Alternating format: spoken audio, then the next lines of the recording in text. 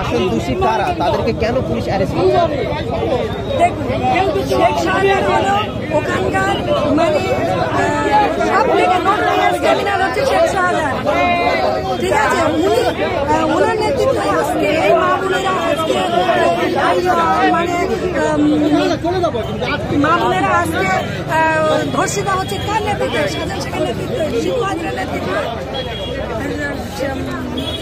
আজকে আমি মনে করি যে প্রশাসন ব্যর্থ, পুলিশ প্রশাসন ব্যর্থ। কারণ যারা নটোরিয়াস ক্রিমিনাল তারা গায়ে হাওয়া লাগিয়ে ঘুরে বেড়াচ্ছে, আর যারা অন্যায়ের বিরুদ্ধে প্রতিবাদ করছে তাদেরকে অ্যারেস্ট করা হচ্ছে। শাসক দল বিরোধী দলদেরকে সন্দেশখালীতে প্রবেশ করতে দিচ্ছে না কেন? এর মূল কারণ কি হতে পারে?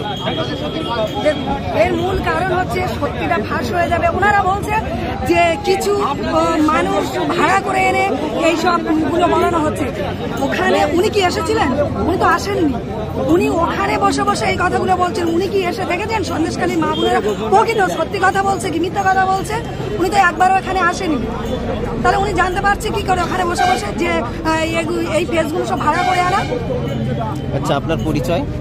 আমার পরিচয়, আমি সন্দেশখালী বিধানসভা থেকে এসেছি। আমার নাম আয়েশা থেকে পাঠাবো। আমি আপনাদের বলি, নির্লজ্জ এরা কত বড়। এরা আমাদের রক্তদান শিবিরগুলোকে আটকানোর বিভিন্নভাবে অপচেষ্টা করেছে। যারা আটকাবার চেষ্টা করেছে নিশ্চয়ই জানেন তারা শাসকে আছে। আপনাদের কাছে অনুরোধ করছি, সেই শাসকের কোনো সময় যদি রক্তের প্রয়োজন হয়, তারাও যদি আমাদের কাছে রক্তের চায়, রক্তের কার্ডের বা রক্তের প্রয়োজনের কথা বলে, আমরা নির্দ্বিধায় তাদেরকে রক্ত দিয়ে সহযোগিতা করব। তাদের সাথে আমরা ঘৃণিত রাজনীতি করব না। সাথে সাথে এটাও বলি, শাসক যদি কোনো সময় রক্তদান শিবিরই করে, ওরা তো করে না ভয়েতে। আপনি একটু সজাগ হন আর সতর্ক হন। 500-1000 টাকা দিয়ে ভুলিয়ে দিলে হবে না, স্বাস্থ্যসাথী কার্ড দিয়ে ভুলিয়ে দিলে হবে না। আপনাদের বক্তব্য আমাদের বিকাশ স্যার বললেন, স্বাস্থ্যসাথী কার্ডের প্রয়োজনটা কি আছে? স্বাস্থ্য পরিষেবা দেবে, আমার ফান্ডামেন্টাল রাইটসের মধ্যে পড়ছে। সংবিধান খুলুন না, 12 থেকে 35 ধারা অবধি দেখুন না। স্বাস্থ্যের দায়িত্ব সরকারকে নিতে হবে।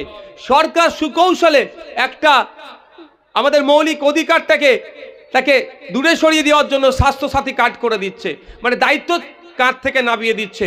আমাদের বক্তব্য যে স্বাস্থ্যসাথী কার্ডের থেকে বড় কথা আমাদের জাগলগাছি, এই আপনার নলমুড়ি আর জিরেনগাছার হসপিটালগুলোকে উন্নত মানের করুক।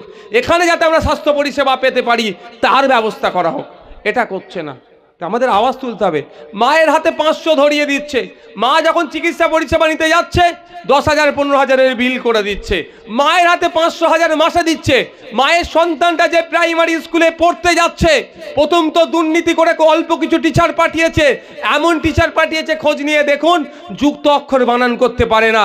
আপনার সন্তানকে যে ভবিষ্যৎটা বুনিয়াদী শিক্ষা যেখান থেকে অর্জন করবে সেটা ধ্বংস করে দিচ্ছে। খোঁজ নিয়ে দেখুন, আপনার ওই প্রাইমারি স্কুলে গিয়েই দেখতে পাবেন 400-500 ছাত্রছাত্রী আছে, সেখানে 4-5 মাত্র শিক্ষক দেওয়া আছে। আপনার সন্তানের বুনিয়াদী শিক্ষার ব্যবস্থাটাকে ধ্বংস করে দিচ্ছে। মায়ের হাতে 500 দিচ্ছে, মায়ের সন্তানটা যখন উপযুক্ত উচ্চশিক্ষায় শিক্ষিত হয়েছে, চাকরি পাওয়ার যোগ্য, 10 লাখ 15 লাখ 20 লাখ টাকা চাইছে, না হলে আপনার সন্তানের মেধাটাকে বিক্রি হয়ে যাচ্ছে, চুরি হয়ে যাচ্ছে।